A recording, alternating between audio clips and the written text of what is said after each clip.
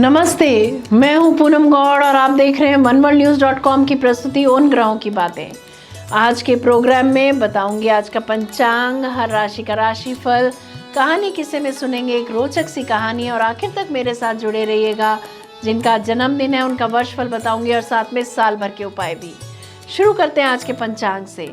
आज गुरुवार 16 जनवरी 2025 है। माघ का महीना चल रहा है। कृष्ण पक्ष की तृतीया तिथि रहेगी 17 जनवरी प्रातः 4:06 तक। उसके बाद में चतुर्थी। अश्लेषा नक्षत्र रहेगा प्रातः 11:16 तक। उसके बाद में मघा। आयुष्मान योग रहेगा रात्रि 1:06 तक और उसके बाद में सौभाग्य योग। 1.5 घंटे के लिए राहु काल रहेगा दोपहर 1:30 बजे से 3 बजे तक।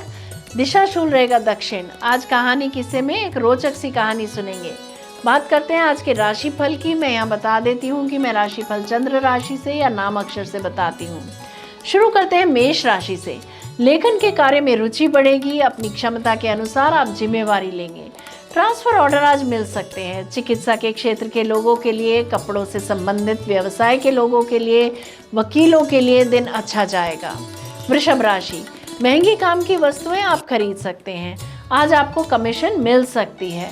शेयर मार्केट से जुड़े लोगों के लिए, पुजारियों के लिए, कथावाचकों के लिए दिन अच्छा जाएगा।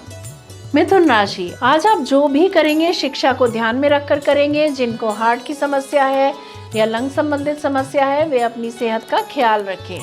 कर्क राशि। गुप्त तरीके से संदेश भेज सकते हैं या मिल सकते हैं। दस्तावेज खो सकते हैं। पैसे देकर कुछ दस्तावेज खरीद भी सकते हैं। कलात्मक लेखन का कार्य कर सकते हैं आप। ट्रांसफर ऑर्डर मिल सकते हैं। सिंह राशि। आज लाभ का दिन है। रोमांटिक लाइफ अच्छी रहेगी। आज भाग्य आपके साथ है। वाक्पटुता से लाभ होता दिख रहा है। कन्या राशि। अपने विचारों से किए गए कार्यों के लिए आज ऑफिस में मान सम्मान मिलता दिख रहा है। तुला राशि।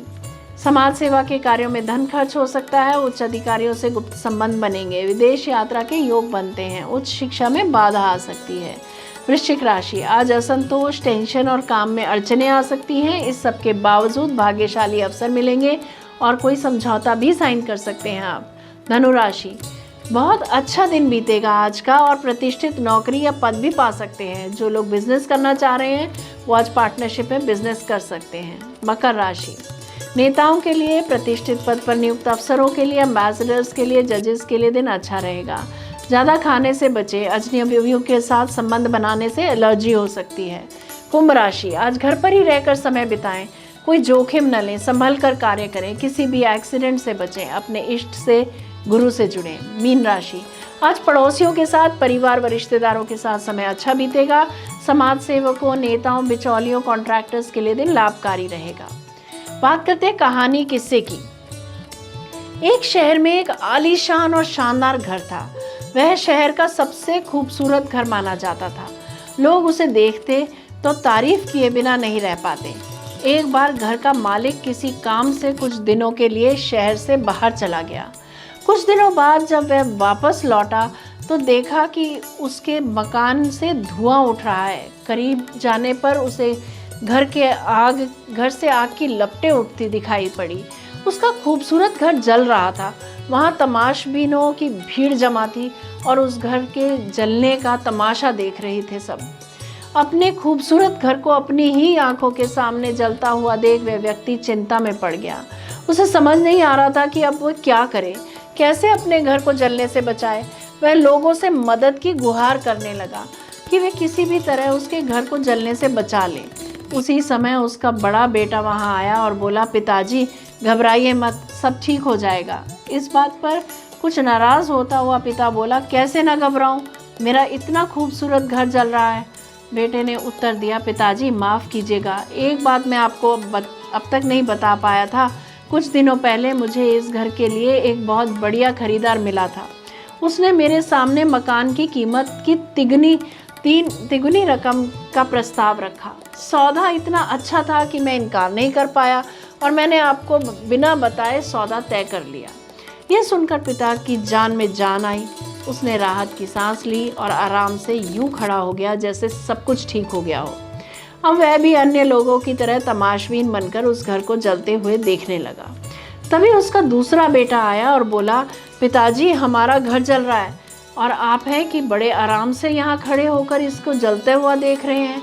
आप कुछ करते क्यों नहीं? बेटा, चिंता की कोई बात नहीं है, तुम्हारे बड़े भाई ने ये घर बहुत अच्छे दाम पर बेच दिया है। अब ये हमारा नहीं रहा, इसीलिए अब कोई फर्क नहीं पड़ता। पिता बोला, पिताजी, भैया ने सौदा तो कर दिया था, लेकिन अब तक सौदा पक्का नहीं हुआ है। अभी हमें पैसे भी नहीं मिले हैं। अब बताइए, इस जलते हुए घर के लिए कौन पैसे देगा?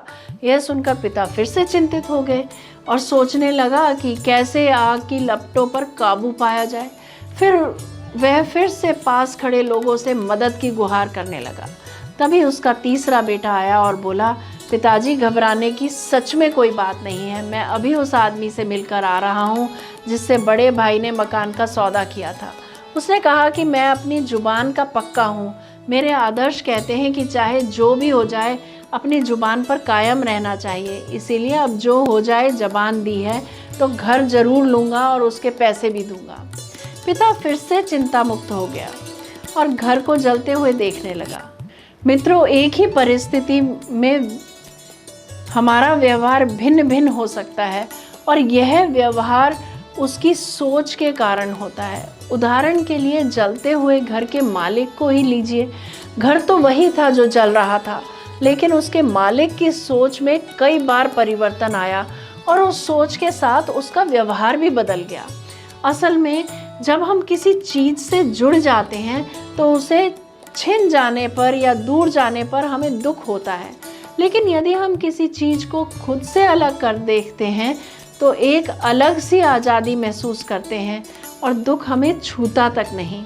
इसीलिए दुखी होना और ना होना पूर्णतः हमारी सोच और मानसिकता यानी माइंडसेट पर निर्भर करता है। सोच पर नियंत्रण रखकर उसे सही दिशा देकर हम बहुत से दुखों और परेशानियों से न सिर्फ बच सकते हैं, बल्कि जीवन में नई ऊंचाइयां भी प्राप्त कर सकते हैं। बात करते हैं जिनका आज जन्मदिन है। आप सबको जन्मदिन की हार्दिक बधाई व शुभकामनाएं। वर्ष 2025-26 में सभी आधे अधूरे काम निपटाने का समय है। नई शुरुआत करने से बचें। कई बार हम नया काम शुरू कर तो लेते हैं, किंतु फिर वह बीच में ही छूट जाता है। अगर ऐसे आसार नज़र आ रहे हैं तो नया काम कदापि शुरू ना करें। यह समय खुद का विश्लेषण करने के लिए बहुत अच्छा रहेगा। अपनी कॉपी में आप वो सब एक्टिविटीज़ लिखें जो दिन भर में करते हैं, फिर उनमें से वो एक्टिविटीज़ निकाल दें जो आपके लिए इम्पॉर्टेंट नहीं हैं, और फिर एक बार एनालिसिस कीजिए कि जिन एक्टिविटीज़ के बगैर काम नहीं चलेगा केवल वही रहने दें और बाकी सब अपने शेड्यूल में से निकाल दें। अब आपको सफलता सरलता से मिलेगी। इस वर्ष लक्ष्मी जी आप पर धन की वर्षा करेंगी। धन इकट्ठा करने के लिए बैग तैयार रखें। बात करते हैं साल भर के उपायों की। सूर्य को प्रतिदिन जल चढ़ाएं। ओम गृणी सूर्याय नमः मंत्र का जप करें। बुधवार को कबूतरों को दाना डालें। अगर मेरा ये प्रोग्राम पसंद आया है तो इसे लाइक, शेयर, सब्सक्राइब करें। बेल का आइकॉन जरूर दबाएं और कल फिर मेरे साथ जुड़िएगा oneworldnews.com की प्रस्तुति उन ग्रहों की बातें में। नमस्ते।